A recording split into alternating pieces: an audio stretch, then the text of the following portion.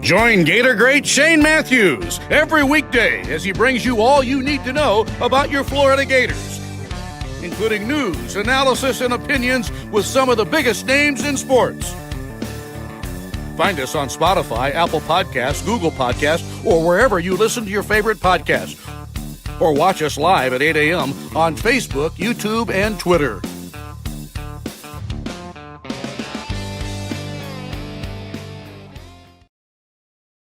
Good morning. It's a live edition of PodUp with Matthews in the Morning, coming to you from the International Diamond Center Studios. Locations across the state of Florida, right there at Celebration Point in the heart of Gator Nation. Go check them out. International Diamond Center. Also, you may need your heater checked.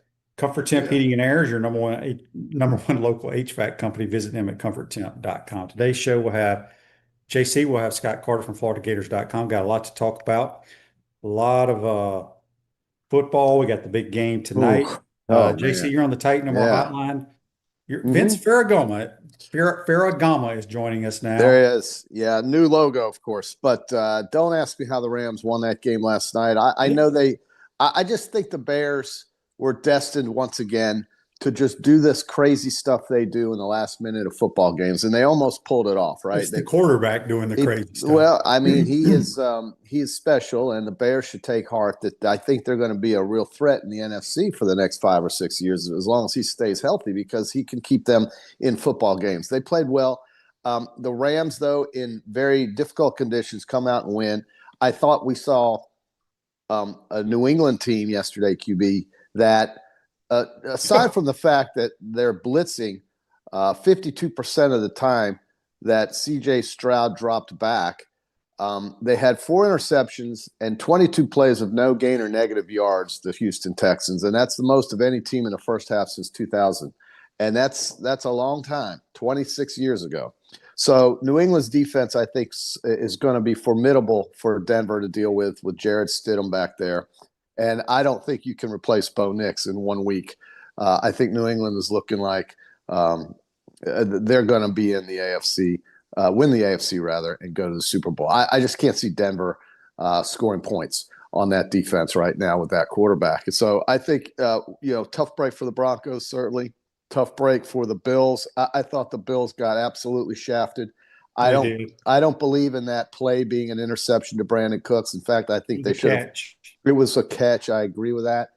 Some of the PIs felt like, hey, man, they need to get this game over with so we can start the Seattle game for the networks.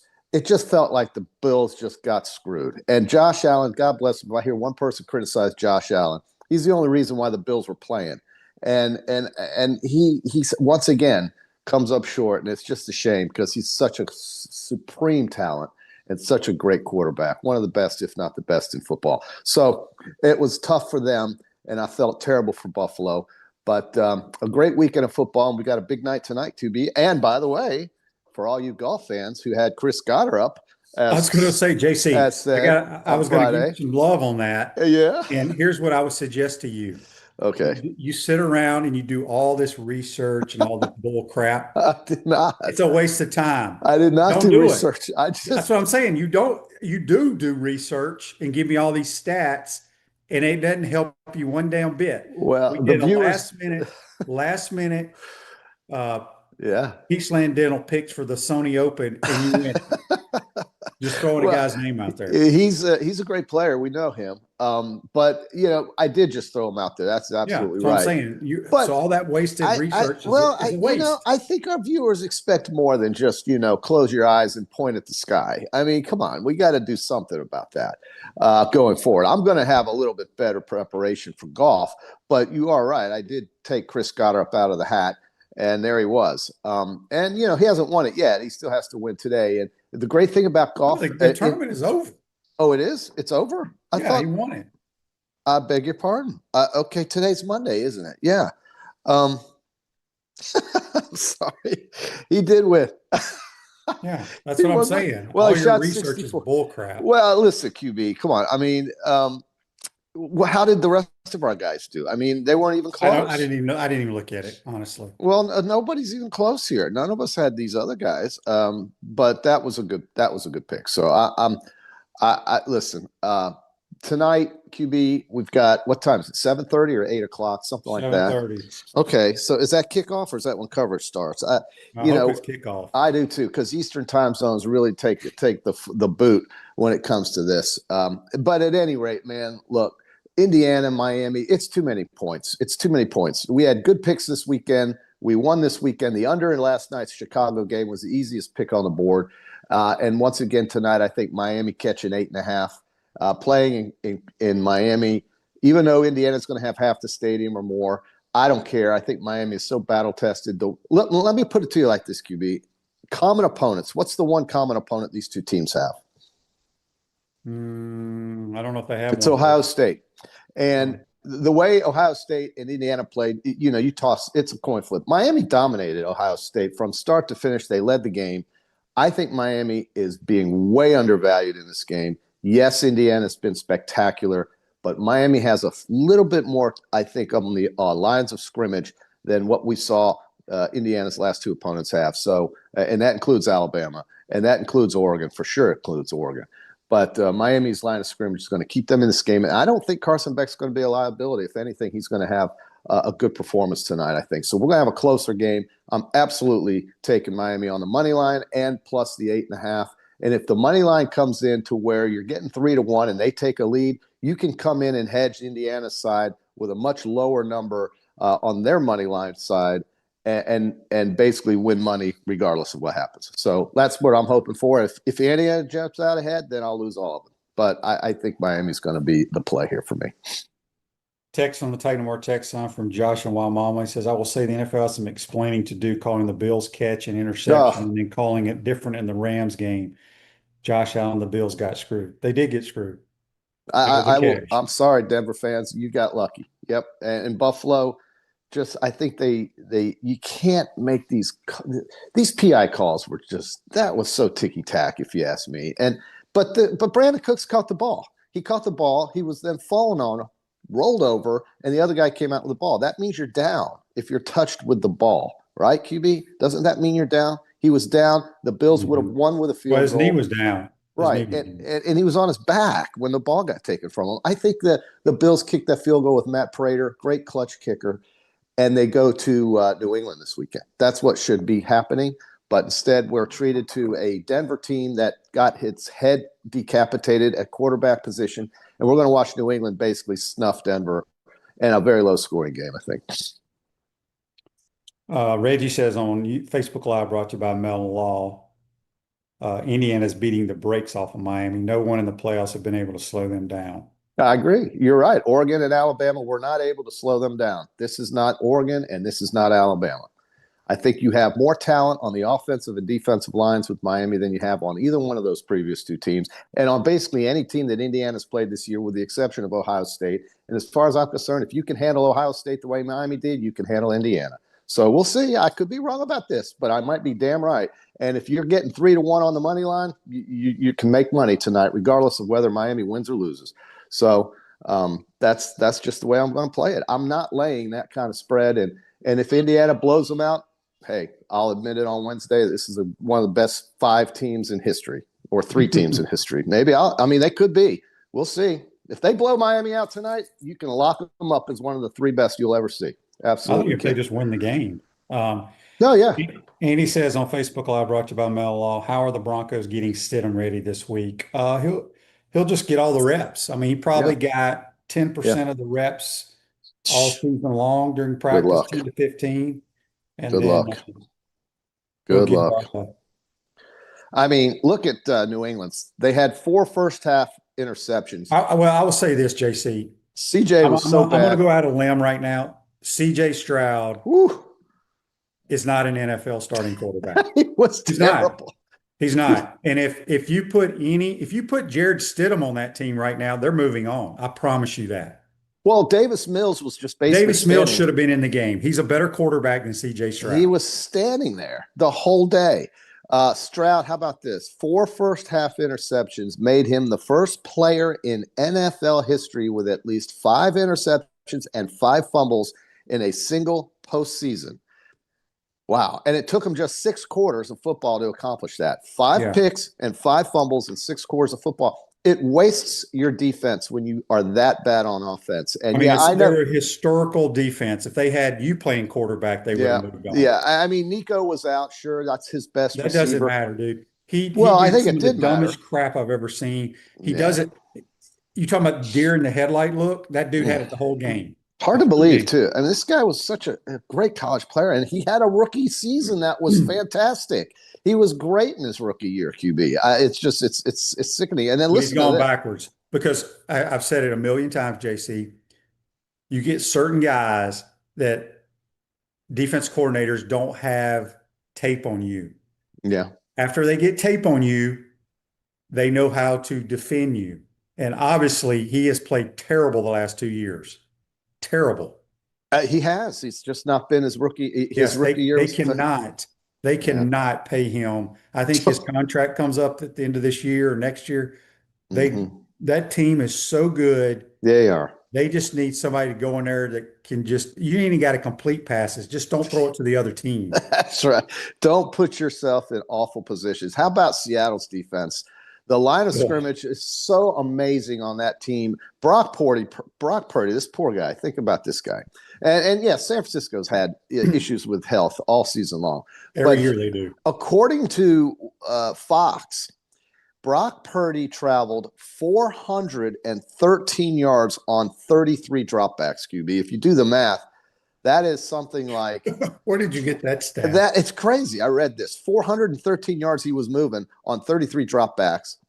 It's really the kind of defense that could single-handedly win them the Super Bowl, Seattle. And I think when you play Seattle, if you don't match up well with them in one way or the other, either up on the lines of scrimmage or being able to throw the ball on them, like the Rams have been able to do this year, then you're dead. You're not winning that game. And let's face it, Sam Darnold, Minnesota had that guy. They could have signed him for a deal, but Sam Darnold's a winner, and I don't know why people just don't give him the respect he deserves. He's won 28 regular season games in 2 seasons. Think about that.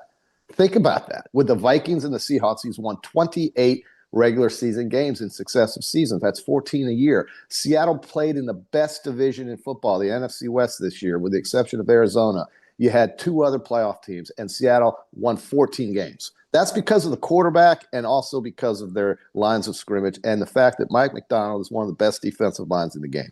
So the Rams are going to have their hands full on Sunday night, but the Rams have been able to handle the Seahawks.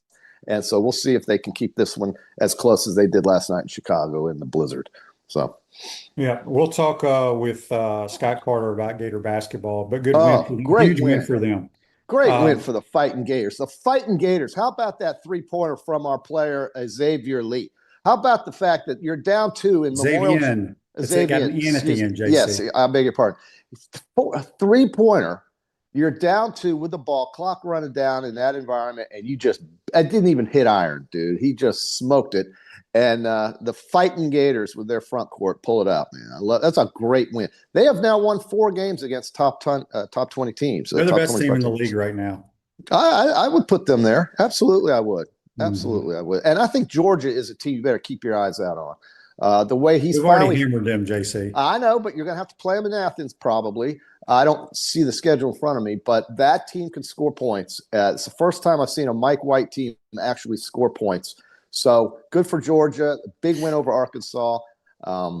Yeah, I think Florida right now has to be thought of as your best team right now in the league. The way they're just beating teams, the ranked teams.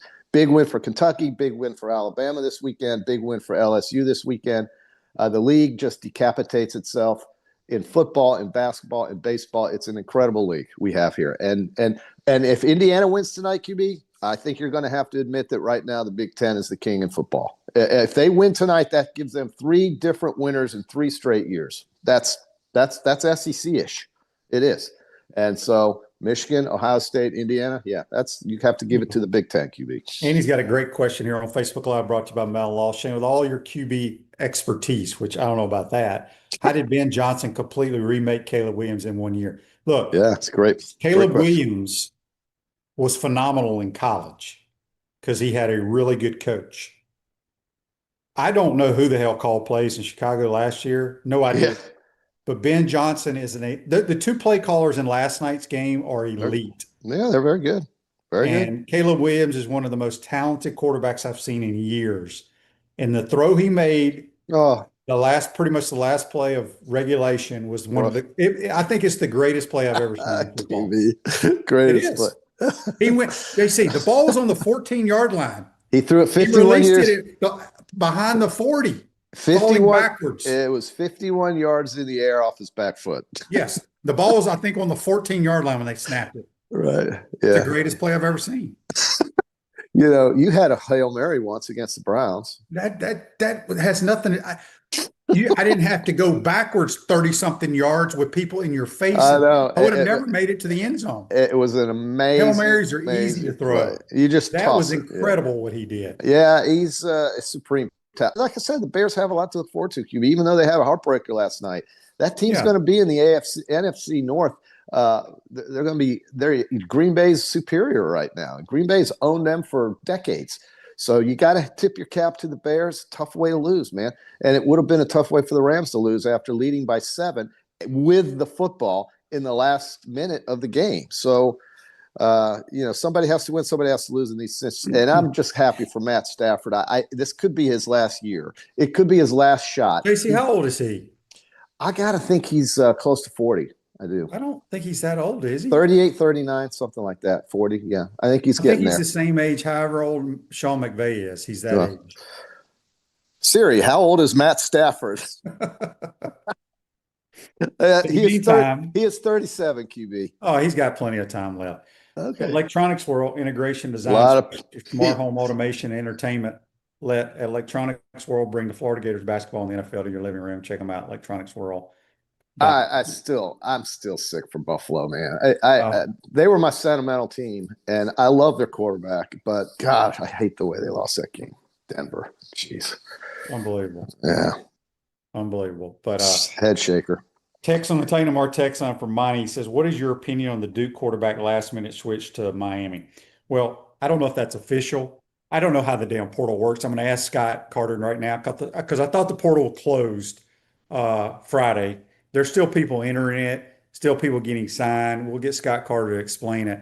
But Darian Mensah, who played at Tulane, he was actually the person that most people thought the Gators were going to get. But he was going to enter the NFL draft, decided to stay at Duke. However, Miami is not getting the quarterbacks they wanted out of the portal because they're going to get a guy who has played. They wanted the kid that went to LSU from Arizona State. He said no, went there.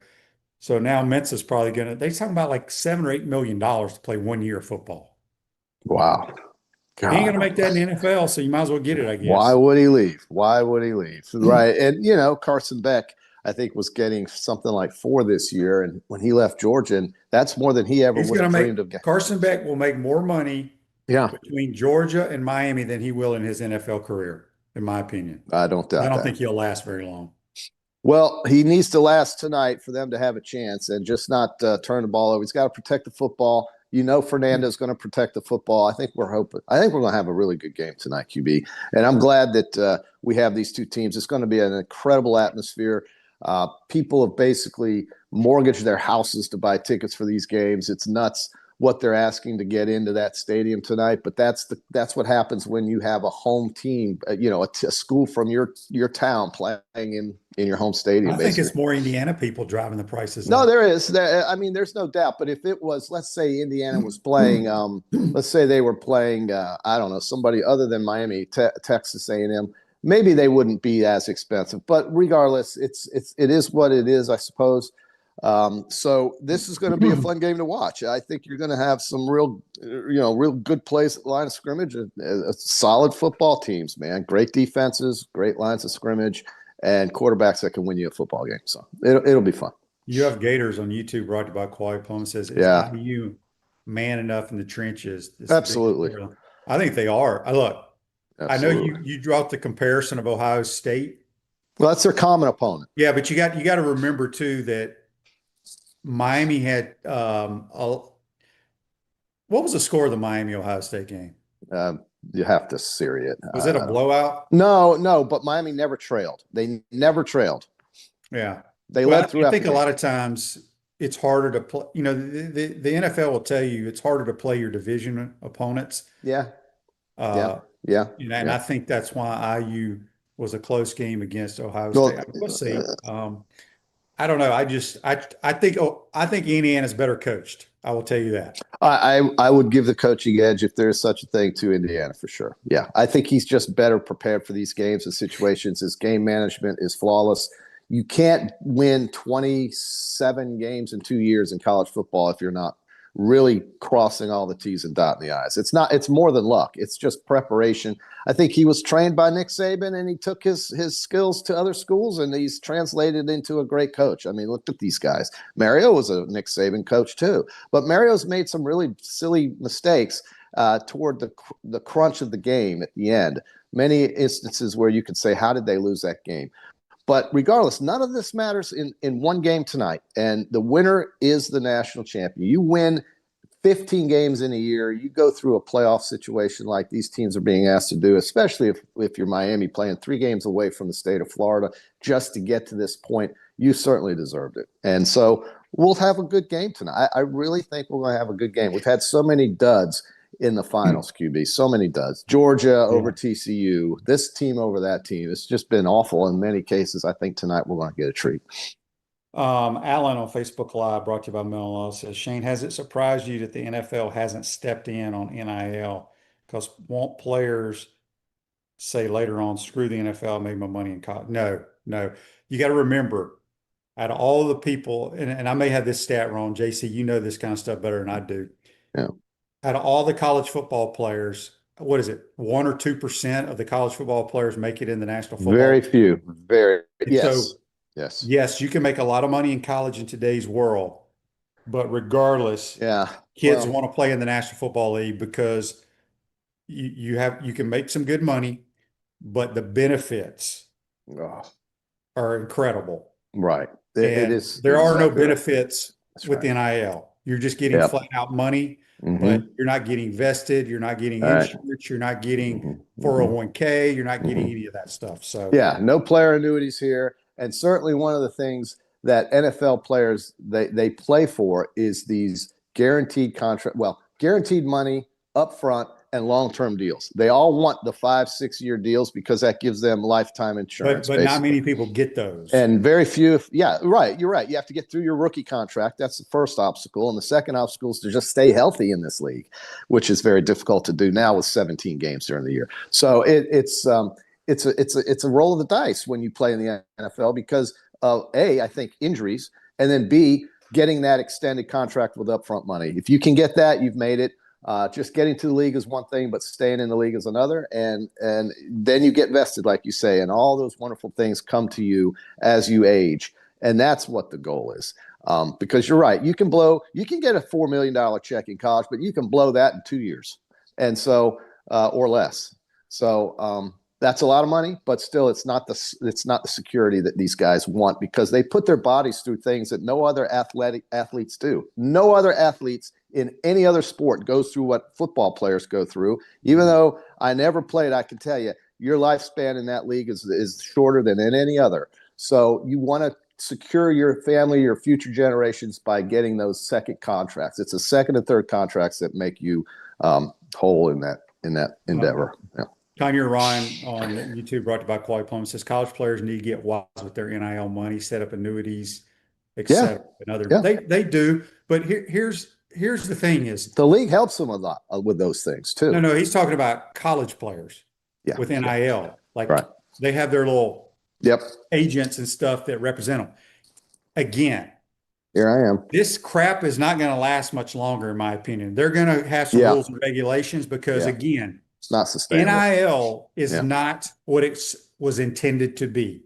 This ain't about JC getting paid on a billboard for Gainesville Ford. This ain't for JC signing them autographs at the mall. This is pay for play. That's free agency. NIL. It's total free agency. It's bullcrap. It's not. It kind of got out. The genie came out of the bottle and it just went wild. And they have to rein it in somehow because this is unsustainable. Schools will not be able to raise this kind of money on a year-to-year basis. It's just not there. We get a couple of good recessions in the next 15 years. You watch this stuff fall, and so you got to have some guardrails. I agree with that 1,000%.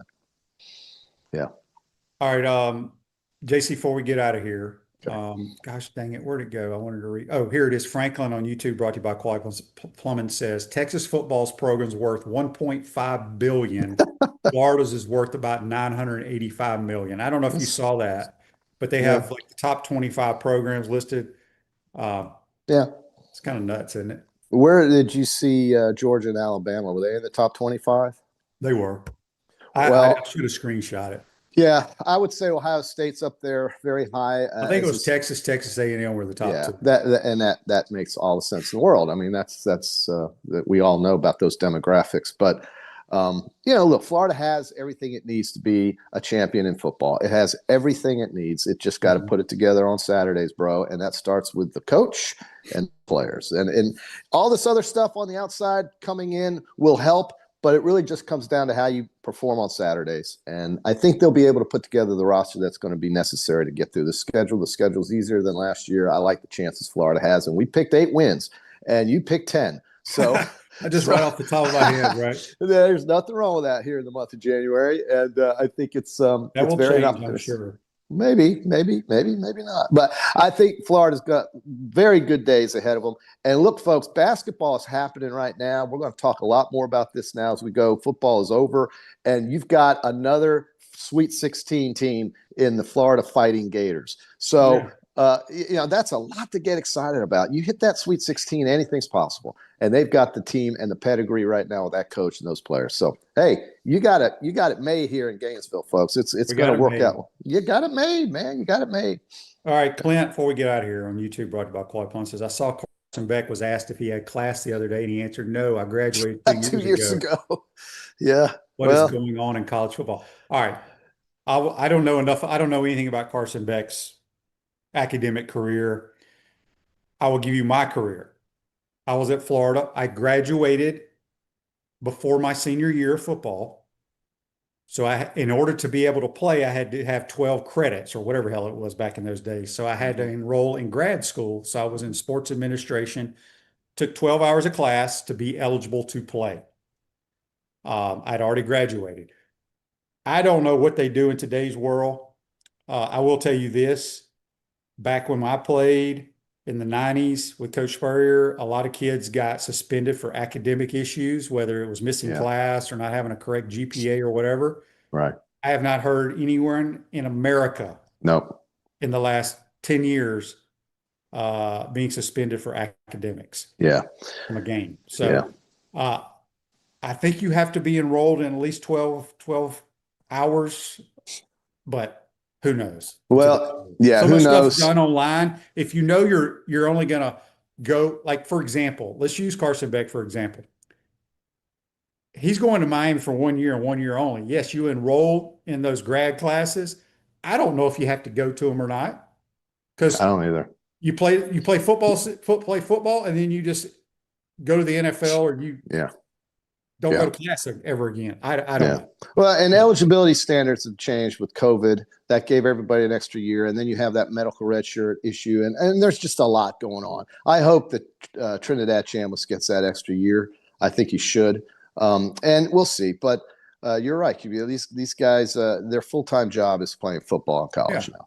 Yeah. No doubt about it. Happy MLK Day, everybody. Martin Luther King Jr. Enjoy the holiday. It's great having these Mondays off. It's great to have this holiday for him and for the people. And I just think that we've got a great week shaping up this week. So get excited about what's coming. And I've got the Miami Hurricanes. Not that I like that, but I think they'll cover the spread tonight. You think they win the game?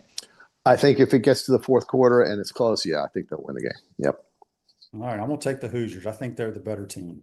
Yep. And that's I think the majority of people's feelings, because you have an 8-point spread and you have a 3-1 money line bet. That's a favor. Vegas ain't just giving money away. Yeah. So they must believe in the Hoosiers. I hear you. Well, it's hard not to after what we've seen. That's a fact. We'll talk about it. I guess I'll be back on Wednesday. All right, JC, have a good day. All right, JC, join us on the Titan More Hotline, courtesy of Comfort Temp. Castaway hot sauce with real flavor, not just heat and vinegar. Built by Gators for Gators. Castaway hot sauce available at Publix. We'll take a quick time out, come back. We'll be joined by senior writer Scott Carter from FloridaGators.com. We'll get his thoughts on the basketball team and obviously gymnastics, who's #1 team in America. They took out Alabama the other day. We'll get his thoughts on that and any of your other comments or questions. You're watching and listening to PodUp with Matthews in the morning from the International Diamond Center Studios. We'll be right back.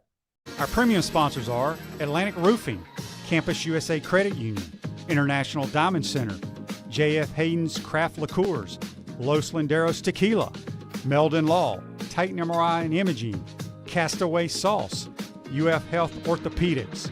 Gridiron sponsors are Baker Sports, Comfort Temp, Florida Cracker Oyster, Electronics World, Gallo Car Wash, Miapa Latin Cafe, Peachland Dental, Quality Plumbing, Ruse Ogre State Farm, Silverback Concrete, 84 Lumber, Big Mills Cheesesteaks, Celebrate Primary Care, Gator Bait Media, Florida Cracker Kitchen, Gator Dominoes, Ironwood Golf Course, McDonald's of Gainesville, Tropical Smoothie Cafe, UF Bookstores, Advocare, MG&A Wealth. Remember to like, follow, and subscribe so you don't miss an episode. And to advertise, call my man Freddie, 352-284-3733. Hi there, this is Coach Steve Spurrier, and I want to let you know that by popular demand, Spurrier's Gridiron Grill's delicious brunch is now served in a premium buffet. You have spoken, we have listened, and we're now serving Gainesville's only elevated buffet complete with an omelet station, ginger sage chicken sausage, shredded short rib, plus you can enjoy bottomless mimosas and Bloody Marys. So join us every Saturday and Sunday from 11 to 3 for the best brunch in town. What's up, everyone? I'm Mike Pouncey, and this is my twin brother Marquise Pouncey, and this is Life After Football. Let's go.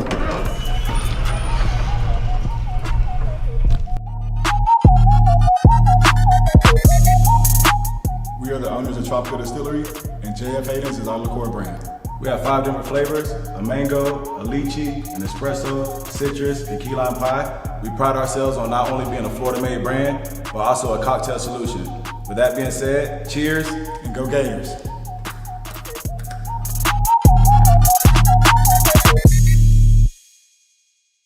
On April 7th, 2025, Gator Nation reached the mountaintop as Florida won the national championship in basketball. Now, relive every thrilling moment with Franz Beard's new book, The Golden Season, the unforgettable story behind Florida's historic 2025 title run. Feel the passion, the drama, and the glory all over again. Available now at Spurriers.com. Click the shop tab. That's Spurriers.com. Welcome back to the International Diamond Center Studios. Gallo Car Wash is locally owned by UF alum and the only car wash that provides NIL opportunities to Gator athletes. Locations on Northwest 13th Street, Wilson Road, and coming soon to Jonesville. Back to the Titan MR Hotline, courtesy of Comfort Temp, our man Scott Carter, senior writer at FloridaGators.com. Good morning, Scott. How you doing, bud? Hey, Shane, doing well, man. I don't get to wear my fur coat very often, so I'm going to wear it today. But otherwise, doing well. Fur coat. That would be sweet. Scott, let's start with the portal. Okay, the last day to enter the portal was Friday. Now, how long do these kids have to sign with teams? I'm a little confused. Well, they're in the portal, and then at that point, there's going to be some processing delays or a weekend like this weekend. Holiday weekend, these compliance officers, a lot of them aren't working. So you're going to see kids, I still think, throughout next week commit and, enroll at these schools. As far as, the deadline is to change teams or just, to join another roster, I guess would be whatever the drop at is at those specific schools. And it varies, of course, across the country. But in the next few days, it should be wrapped up. But it is interesting. It's confusing. Let's just face it. The whole transfer portal is confusing to a lot of people. Yeah, I got some good stats here on the transfer portal. I've always wanted this, and someone sent it to me over the weekend. Todd did. I appreciate him sending it. There were 10,965 players that entered the portal. This was as of, I think, Saturday. 3,900 roughly were FBS, 2,700 were roughly FCS, and a little over 4,000 were D2 and D3. 6,671 are still hoping to sign. Think about that. So 40% of the Yeah. FBS portal guys are still looking. 64% of the FCS portal guys are still looking, and 77% of D2 and D3 portal guys are still looking. So as we say all the time, there's a lot of dudes that give up their scholarships.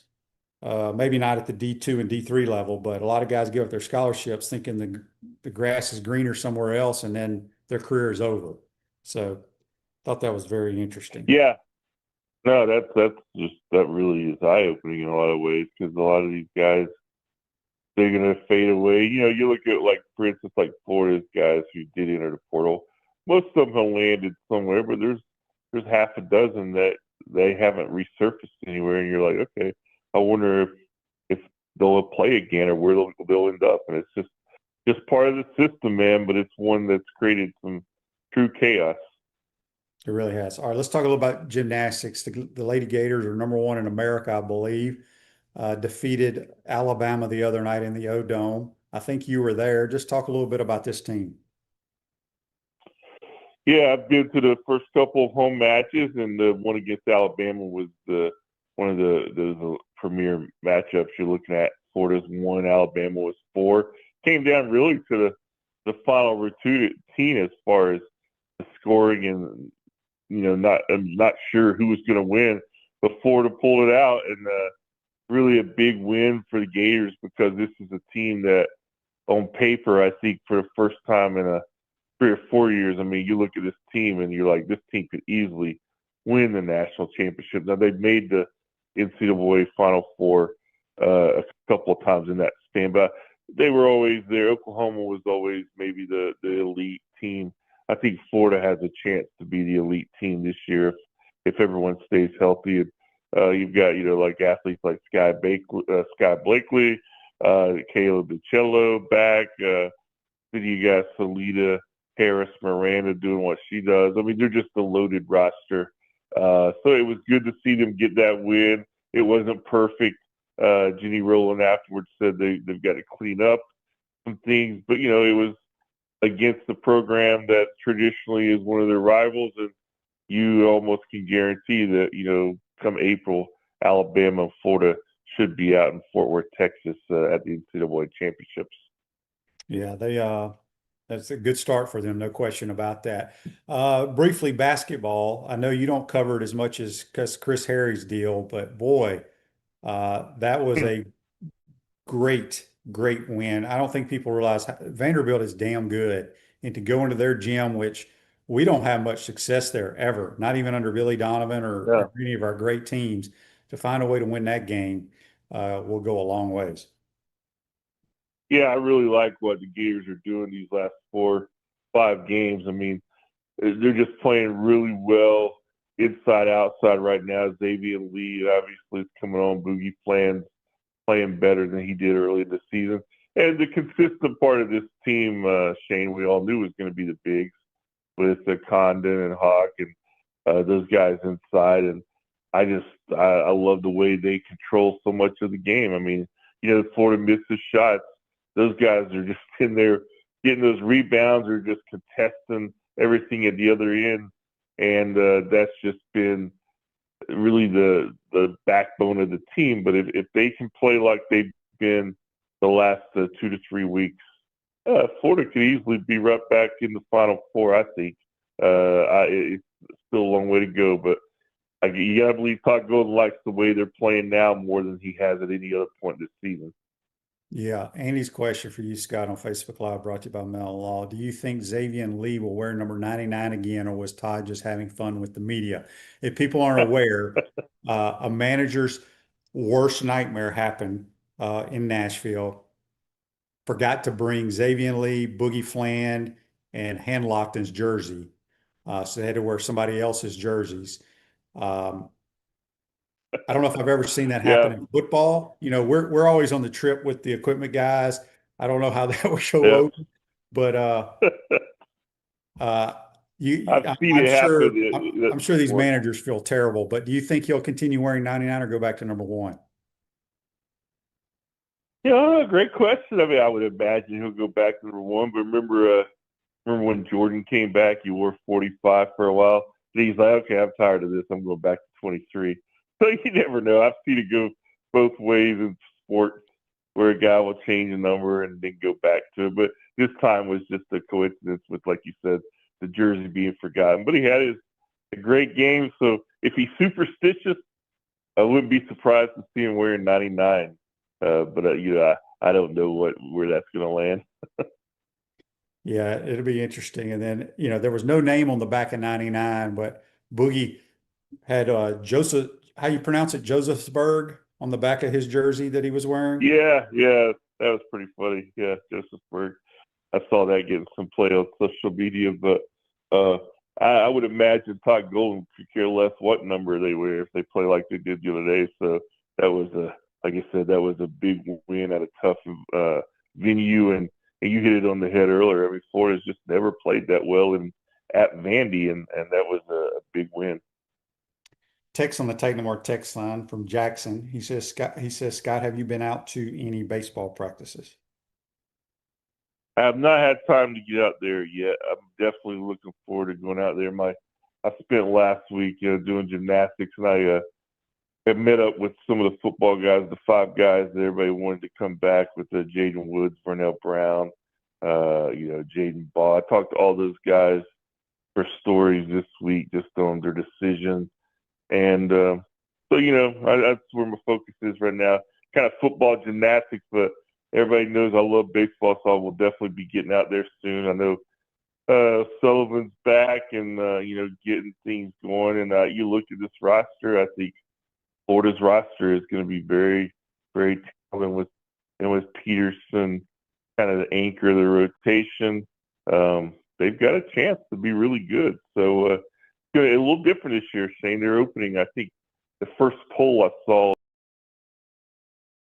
I think they're ranked 12th or 13th. So, they usually open in the top 5 or 6. Maybe opening in the middle mentally. I don't know. But they're going to be good. I think if everyone stays healthy. So it could be a fun season over there. Yeah. Speaking of some of the articles you've been writing, Scott, if people want to check that out, they can go to floridagators.com. You've been pulling up, I follow you on Twitter, Scott, whether you knew that or not. You've been pulling up all these old pictures. Where do you find these things? In our archives, we have the digital archive, and some of these photos I've never even seen. They've just been on these computers for years and years. And once in a while, I'll start digging through there looking for something specific, and I'll just find these photos. And I've seen a few of you in there, so maybe I'll have to tweet one of those out, man. But you got a lot of coverage, Shane. Well, maybe I need to get some of those pictures because, all my memorabilia, Scott, I tell people this all the time from college. I used to just give to my parents back in Mississippi. Well, all that stuff is somewhere in the bottom of the Gulf of America because they lost everything in the Katrina back in those days. So I don't have a whole lot of stuff. Yeah, a lot of my memorabilia is gone. Gator Josh on YouTube, brought to you by Quality Plumbing, says, Scott, do you know why that DL transfer flipped to Colorado? He assumes it was for more money. I think it was a guy that was he at A&M? I can't remember where he was at Baylor and then he was just briefly committed to the Gators and went to Colorado. I mean, I don't like to assume anything, but whenever you're talking about the transfer portal, I generally assume that it's the dollar sign that is the reason. So, used to you might see, well, maybe he couldn't get into school, or maybe Colorado had the better academic program that he's specifically looking for. I don't know if that matters. I think it's all about the dollar sign, and so that's my assumption. But I have not heard anything specific because he was in the portal, committed to Florida for a couple of days, and now he's at Colorado. And I noticed the Gators now got a commitment from a Southern Mississippi kid to replace him. So as the portal turns, like I said, I think we'll see some of these names still be played in the media for a couple of days, but then it should quiet down after that. So do you think the Gators are done signing kids out of the portal. Again, I still don't know when the final day to sign a kid out of the portal, but you I think they're mean, done? yeah, I'm not certain because maybe they're depending on the backlog of the last minute entries, how many there are, or the positions of need. Maybe they haven't seen everybody specifically yet, but I would imagine they are. If they aren't done, there's only maybe one left or something. But I think we saw the transfer portal even take a different kind of turn this week with Darian Mensah at Duke. Entering the portal at the last second, and that caused such an uproar. Even for those who were like, "Hey, the portal's great," you almost saw another part of it, like, "Oh boy, that's not really what this is about." But obviously, he really left Duke just hanging, and that was Summerall's quarterback at Tulane a couple of years ago, and he had a great season at Duke this year. And now a lot of speculation that he'll end up at Miami, but certainly added a different twist to the transfer portal. Yeah, it's just bizarre to me. Poor Duke. I mean, what do they do? This last minute, they think they have Mensah back. Now he's going to go Yeah, in the portal and go to Miami. They have to try to find a quarterback, and I don't know what quarterbacks are still left in the portal. yeah. I mean, Speaking who's left? And I guess theoretically, if a guy hasn't enrolled in school yet, you could throw another $1 million at him and pull him out of wherever he committed already. But it's just different. The system is imperfect. It always has been, but I think this system just creates more, I don't know, just tampering than anything we've ever seen before. That's not good for the sport long term. So we'll see. It's really not. It's a freaking mess. I can't stand it. So anyway, Scott, give me your thoughts. What do you think is going to happen in the game tonight between Indiana and Miami? I just think after watching Indiana closely the last couple of games, they are just a machine, man. I mean, Kurt Signetti has done such a unbelievable job. I mean, as good as we've seen 1 year coaching turnarounds in the sport. I don't know if anybody can match up with what Signetti's done at Indiana these last couple of years and turning around that program. And I mean, the way they just dismantled Alabama. And Alabama, let's face it, this is not one of their elite teams, but you just don't see Alabama get dismantled like that. And then they obviously crushed Oregon. It wasn't even a game.